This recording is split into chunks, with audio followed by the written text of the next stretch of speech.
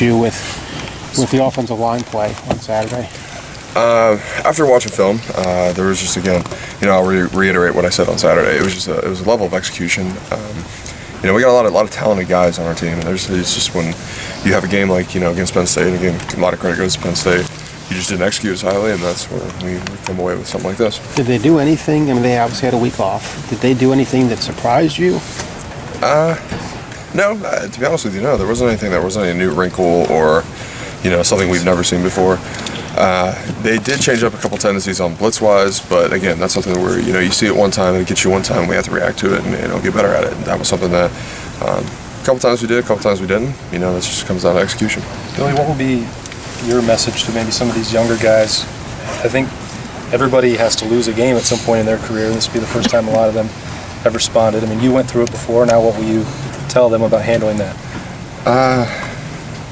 Well, the crazy thing is we only lost 5 games in 5 years. I mean, as we sit here and the world is ending, and the sun came up, and it's incredible. It's just like, wow. We're very blessed to be at a university such as Ohio State, where we only you only lose 5 games in 5 years. Let's take advantage of that. I mean, that's incredible, especially with all the histories. You sit here and you look around the building. Woody Hayes, Paul Brown, all these people here, and we're worried like the world is over. The sky is falling.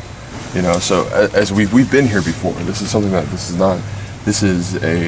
isn't a occurrence that happens often.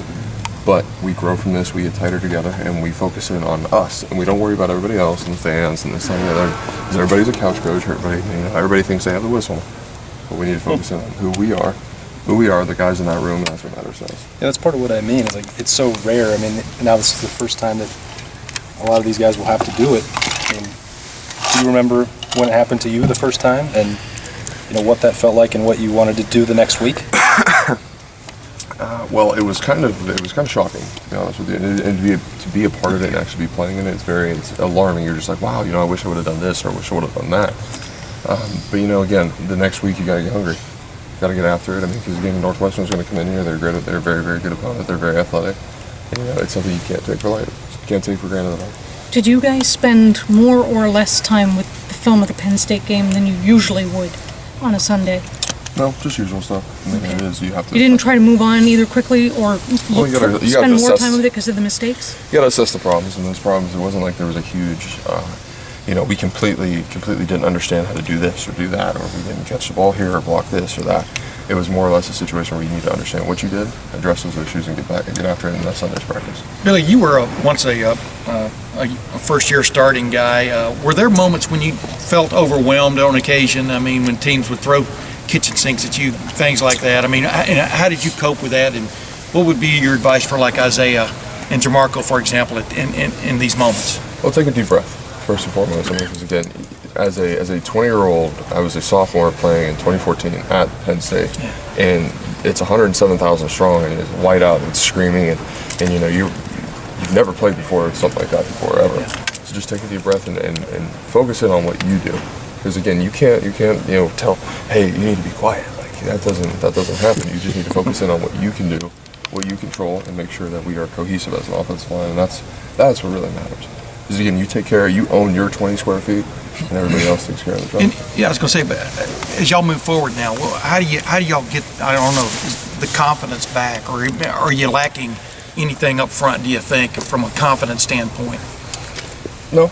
Without a doubt, there's never been a question, and that was something that was reiterated. There's not a question of ability within our team at all. I mean, we've got very, very, very talented guys in that room.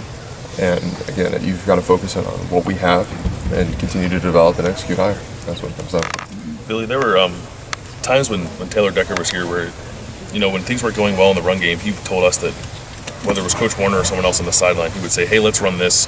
This is our bread and butter. We're comfortable doing this. We think we can get going, sort of running these specific plays. Have you guys as an offensive line approached any assistants to do that yourself, maybe Pat being the older guys? Absolutely. I mean, there was a case, we're on the goal line last week of, Wisconsin, and we're executing pretty well up front in some cases. And I looked at Coach Meyer, Coach said, hey, run it behind Pat and I.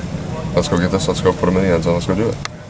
Same case, I think it was 4th and 2. I said, Meyer brought up a play, and I said, yeah, absolutely, run it behind me. Let's go take care of this. I mean, because it's bread and butter time. It's time to go make the money, and that's a situation where you just sit there and smile. And I want that call.